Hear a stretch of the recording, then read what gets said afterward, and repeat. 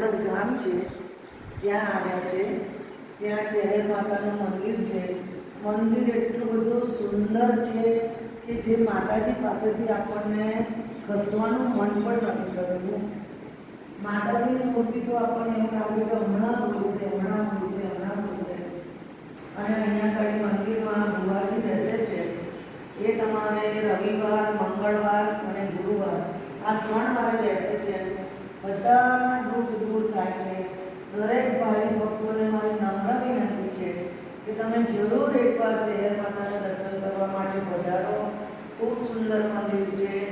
શું મંદિરનો લાવો, એટલો બધો દર્શન કરવાનો લાવો સરસ છે કે જરૂરથી ભાઈઓ બહેનો ભક્તો જરૂર પધારો. બોલો છે